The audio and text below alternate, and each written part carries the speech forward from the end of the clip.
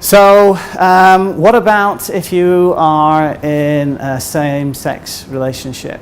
What's your immigration options there? Unfortunately, the Immigration Department don't recognize same-sex partnerships in any fashion whatsoever from the perspective of allowing a dependent visa. So whether you've been legally married or you're in a civil partnership recognized in another jurisdiction, that doesn't afford you the same privileges as a spouse to get a dependent visa. So unfortunately, the Immigration Department, because they're not recognizing those marriages, they can't give dependent visas to same-sex partners, which is, you know, not a particularly good state of affairs at all. So recognizing that there is a conundrum, rather than go through the process of separating families who, you know, just because they're non-traditional, and they don't fall into the typical visa categories, rather than separating non-traditional families, they decided that the way to deal with this would be to give another type of visa instead that would allow the family to continue living together. But unfortunately, as you've seen with the dependent visa, it's a very powerful, all-encompassing immigration status. The solution to the problem for same-sex partners isn't a dependent visa. It's a consolation prize, as I've called it. It's a prolonged visitor visa. And the prolonged visitor visa is essentially exactly the same immigration status that you are given upon arrival at the airport.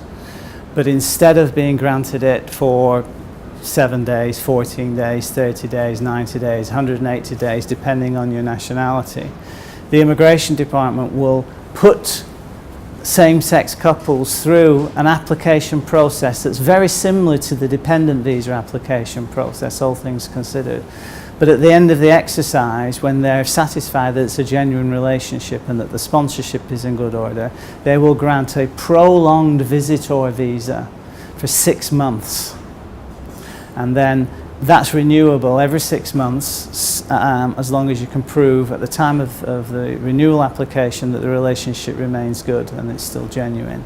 And if that's the case, you get another 6 months.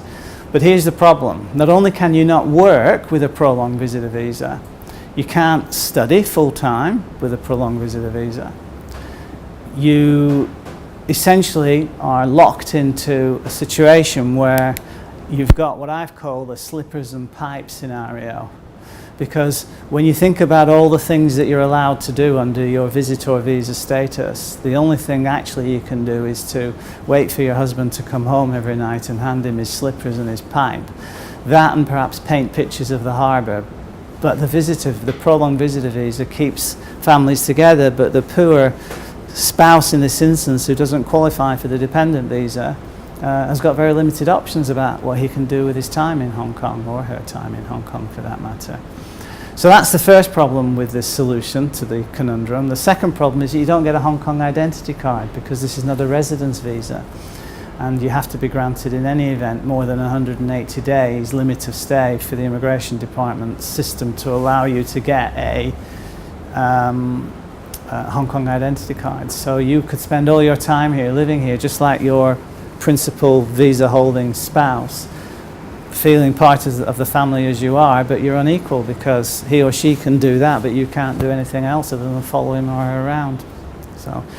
But that's the solution to the problem as in the Immigration Department see it.